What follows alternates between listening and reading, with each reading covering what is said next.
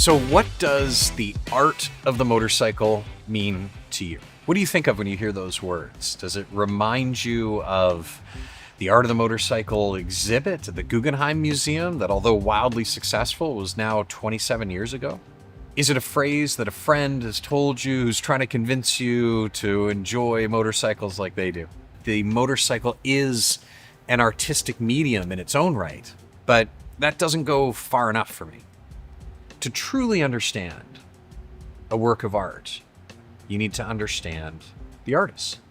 So in this episode of Ideations, I'm pleased to bring an incredible conversation with my friend and motorcycle design icon, JT Nesbitt.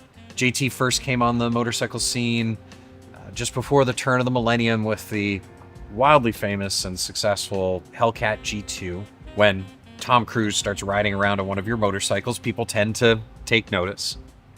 I first met JT stopping by his studio in New Orleans. We were introduced by some friends, and what was supposed to be a meet and greet for, an hour or so turned into 4 days, riding vintage bikes through the French Quarter and poring over this. The design brief and the plans for the Magnolia 4, the first American inline 4 motorcycle in 83 years. Quite an undertaking. So if you're anything like me, not only is that an incredible endeavor, and when you see this for yourself, the design language, it's unlike anything. I obviously put a deposit down for one.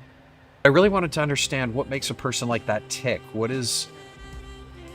is unique and distinct about JT's interpretation of the motorcycle? Why does that resonate with me so much? So I asked JT to come out and join us in Raleigh for a conversation, and I'm really excited to share this with you. But for the last quarter century, JT has been building an artistic form in his interpretation of the American motorcycle as an artistic medium. In this episode of Ideations, you're going to join us for a conversation that spans the gambit of his career, starting and being grounded in his foundation in fine arts. But we cover a lot of really interesting topics, from his early education to really what are the key challenges. Why are things stagnant in the world of motorcycling today? Why hasn't there been an inline 4 in 83 years? And why has nobody designed their own engine from the ground up? Those pioneering, innovative, disruptive approaches to the motorcycle is really what I hope you can take away from this conversation, as I did with JT Nesbitt. So welcome to Ideations, the Art of Motorcycle Design with JT Nesbitt.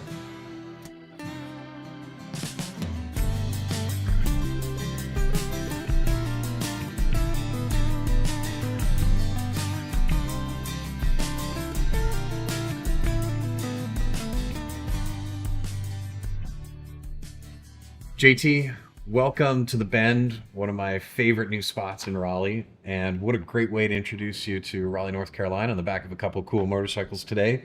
Why don't we start with a little bit of your history and your background? Well, thanks for having me. I am a fine arts major who really struggled in school to merge two sort of different disciplines. And that's what I've been working on basically for my whole life ever since. The intersection of art and motorcycle design is pretty much what I've dedicated my entire life to. What is it about the motorcycle?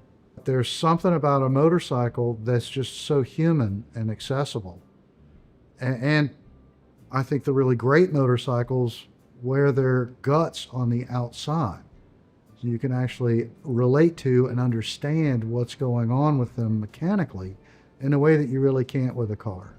So a car is shrouded in styling and mystery, whereas a motorcycle is honest.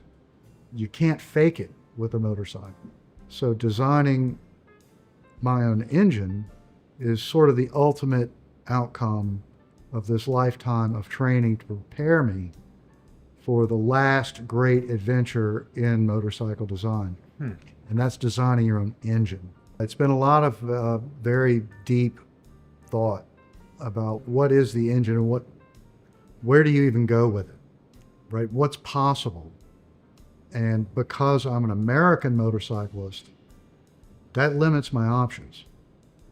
So in American motorcycling, there's only singles for transportation and lightweight competition.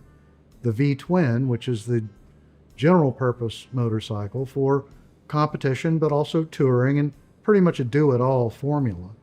And then at the pinnacle is the American four-cylinder. And for some reason that I can't get my head around, no one has built an American inline four-cylinder engine in 83 years. It's interesting that this engine layout has been left behind because it is so distinctly and uniquely American in the history of the American motorcycle. Why now? Why you? Mm-hmm. I think it's a poverty of the imagination. Oof. I think that people just don't know the history Yeah. of their passion. I love what you said about how people may not even know the history of the motorcycle, but you've committed a lifetime to this craft. So tell us about, who are some of your heroes? Where do you find inspiration from before we even get to the American piece of the inline four? Certainly top of the list is William Henderson. Okay. So William Henderson is really the guy who took the formula of an American four-cylinder to the next level. The people that were around him, the people that he mentored, they went off to create more designs, but they all pretty much are based on his teachings, his philosophy. Mm-hmm. Now, before William Henderson, there was a guy named Percy Pierce. And the very first American four-cylinder came out in 1909. Percy Pierce was the son of the Pierce automobile manufacturer. And the Pierces are wonderful things, very clever, really interesting motorcycles, very beautiful in their own, like, pre-teens way.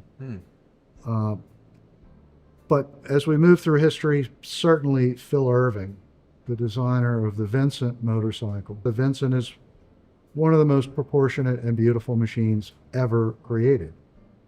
The man responsible for that work, Phil Irving, has done a lot of other interesting things. And I'm a big fan of this book, by the way. If you're looking for a really good read about motorcycle design and engineering, Phil Irving's book. What's it called? It's called Motorcycle Engineering. Okay. Yeah. Continuing on with the motorcycle guys, of course, John Britton. Mm. And, there's a lot of myth around what he did, but the overarching truth is that John Britton built his own machine in his own time and in his own way and didn't ask for permission from anyone. He designed from first principles. He was a genius when it came to motorcycle design, mm-hmm. the way his brain worked. Certainly, I'm a big fan of cars, and the work of Horacio Pagani is so artful. The work of Gordon Murray is so perfect. The work of Christian Koenigsegg is so free to engineer in new and interesting ways. Yeah, I think that's a pretty good start. And where does Bugatti fit in your... Ettore Bugatti may be the greatest inventor of a culture around his machines. Oh, interesting. Ettore Bugatti didn't just build amazing automobiles. He built an entire way of thinking about automobiles, thinking about them as art, and not selling them to the highest bidder, selling them to the people that he thought would be the right fit for his art. The greatest quote by any car or motorcycle designer is a quote by Ettore Bugatti. The quote is, "There is nothing that is too expensive, nothing that is too beautiful." So beauty is priceless. Correct. Ettore Bugatti was interested in being able to sustain his art form. That's what his motivation was. And the value of his cars wasn't, again, a crass marketing exercise. Mm-hmm. The value of his cars was organic because of the conditions under which they were made. Yeah. the love that was put into them. Do you like watches? Love watches. watches. Do you like wristwatches? Yeah. Yeah. All right. Well, a wristwatch needs basically three things to be a successful design. Mm-hmm. It has to be accurate. Mm-hmm. It has to be built to last for generations, because a mechanical wristwatch is in fact an heirloom. Mm-hmm. And that third thing is that it has to be beautiful. Now, if we consider the engine of a car or a motorcycle to be much like a mechanical wristwatch, in my lifetime, I can't think of any motorcycle engine that satisfied that third category, that beauty category.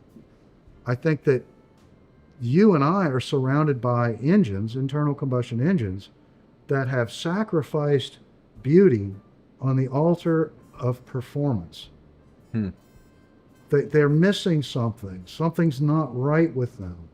What would you rather have? Would you rather have an engine that looks beautiful or makes 3 more horsepower?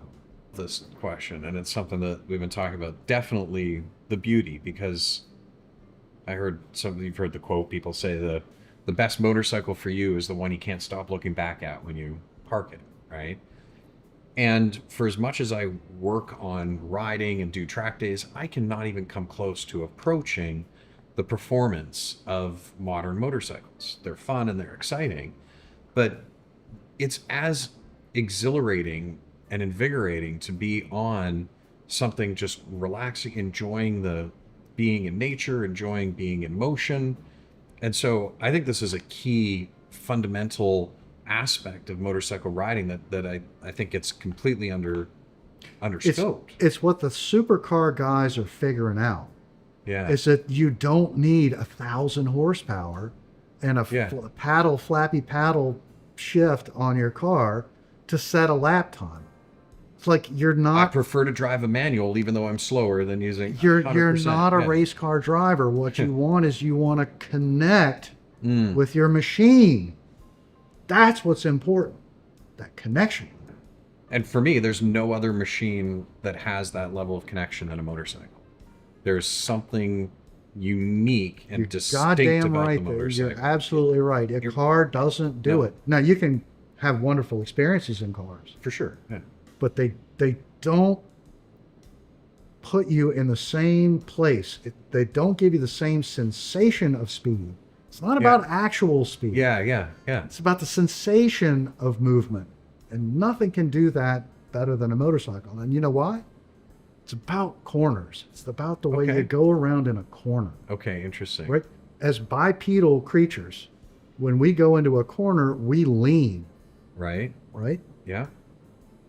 And a motorcycle tires are round, of course, because the bike is designed to lean. It's a very natural, organic thing that we do with no coaching or training, the counter steer. Yeah. It's something about the intersection of brachiation and bipedalism. It's programmed into our DNA.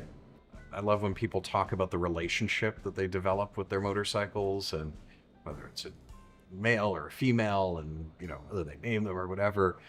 I can't think of anything else that I'm fortunate enough to enjoy, watches or cars, things that can really tap into your soul a certain way. It feels like, I think I was telling you, some of the bikes we were talking about feel almost telepathic in their communication with me. It's an extension of your consciousness. I 100% agree, and it's what I've found. It's why I found a renewed passion for motorcycles at this stage in my life, is because I almost find it meditative in a way, like an active form of meditation. It doesn't matter what is bothering me during the day, or what is happening at work, or personal dynamics, or things that there's no space in my mind for those things to take up space when I'm out riding a motorcycle. And in particular for me, the track piece is what even takes that to another level, right? Just riding motorcycles and doing track days and using it as a piece of fashion, and using it as a way to find other people who you may have a connection with isn't truly mining for the truth.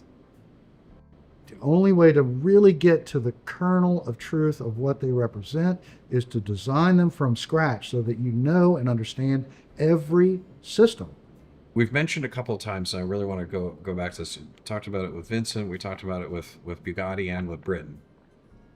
First principles, and I know you talk about this a lot in your design language, your approach to this motorcycle.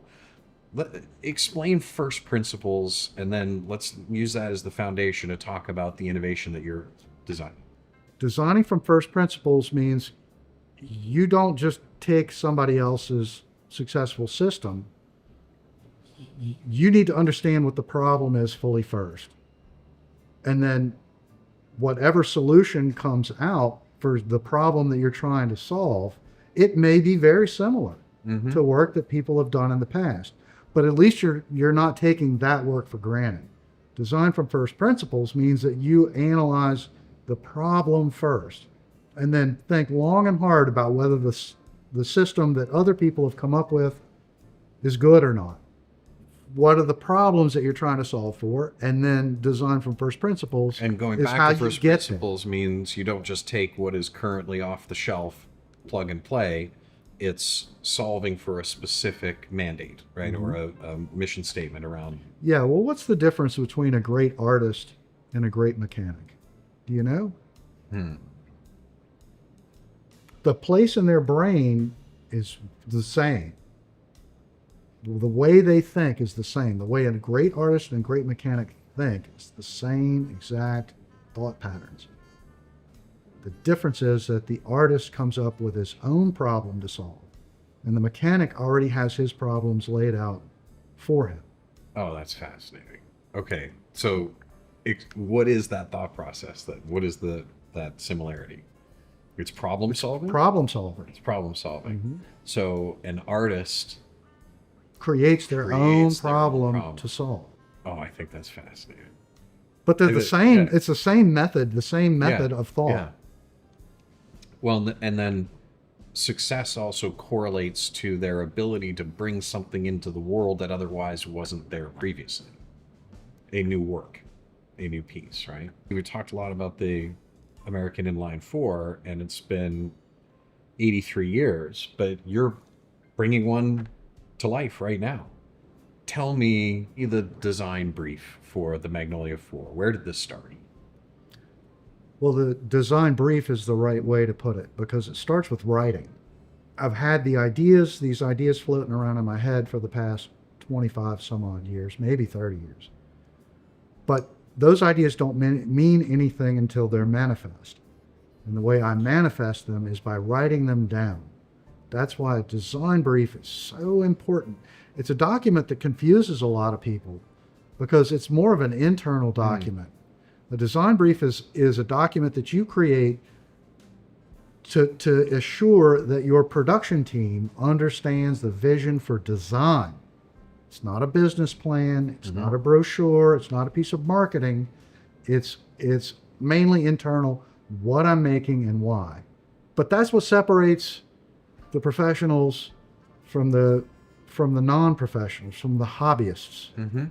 Is the guys who take the time to write it down. It's so important. It feels to me like you've been looking at this lack of an American Inline 4 for 25 years, 30 years. And thinking about it and writing about it. And writing about it. So how did you approach then starting to put pen to paper for this process? Like where does one even start saying we're going to have a blank sheet of paper and we need to bring in the greatest American motorcycle in history to market? I've got a lot of sketches, just gesture sketches, right? Then I started doing a little more detailed scale technical drawings. And then I decided that it was time for me to do my own thing. And when I made that decision 2 years ago, I hired Jeff Sperry, who's one of the greatest SolidWorks operators I've ever met. I mean, he might be the greatest engine designer in the world. And we worked together side by side. I moved him to New Orleans, and we worked for 1 year and 3 months on this engine. Of course, everything else too. But making a solid model that's a real thing, not just pencil on paper.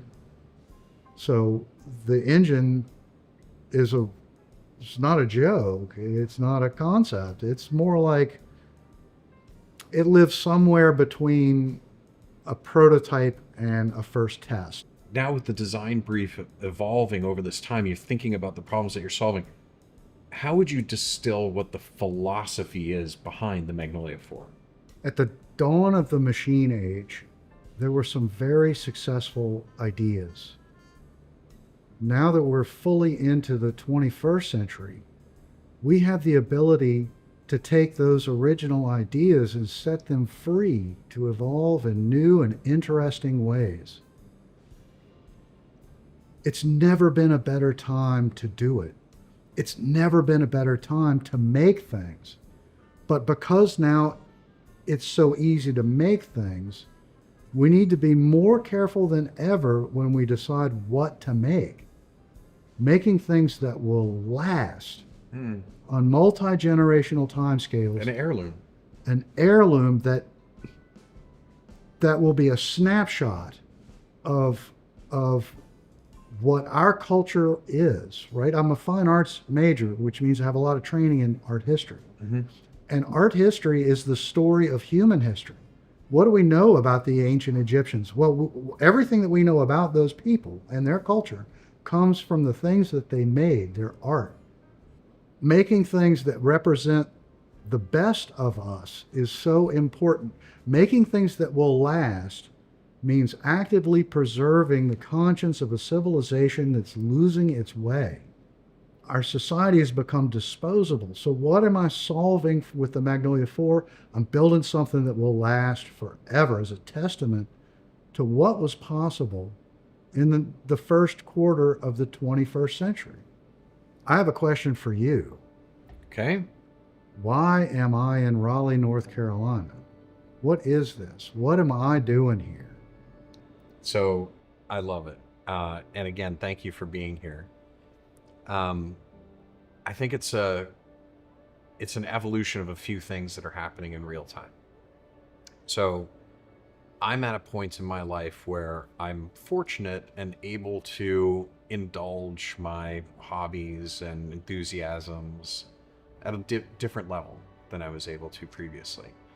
And no matter how hard I try, I'm always brought back to the motorcycle. That becomes the sort of foundation, the thing that gets me excited and gets me inspired. That's afforded me the ability to meet people like yourself, JT.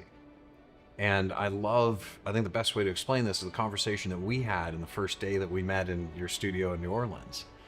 And after spending several hours together and me sharing my enthusiasm in the way that I do, being, talking about all the things that we're doing in the Art Moto Festival and the Art Moto Garage and all the stuff in the collection I'm trying to build.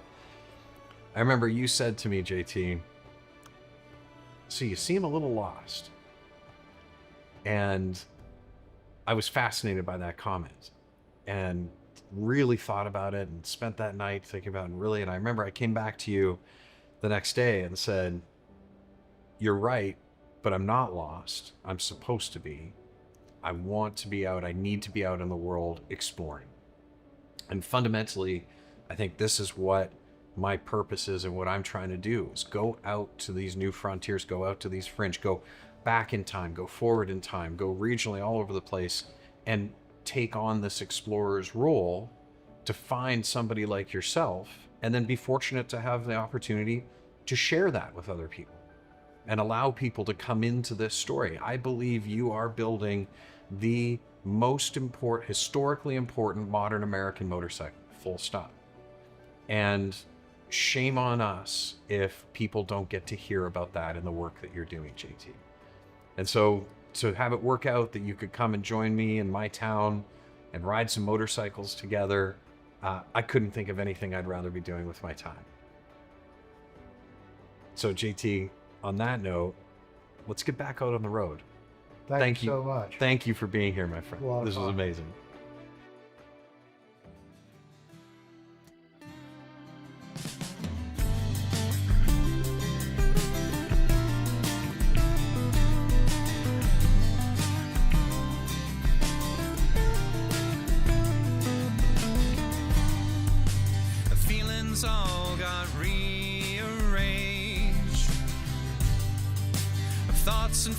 ideas and things misplaced.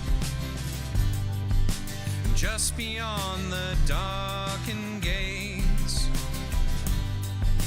the hardest paths away embrace.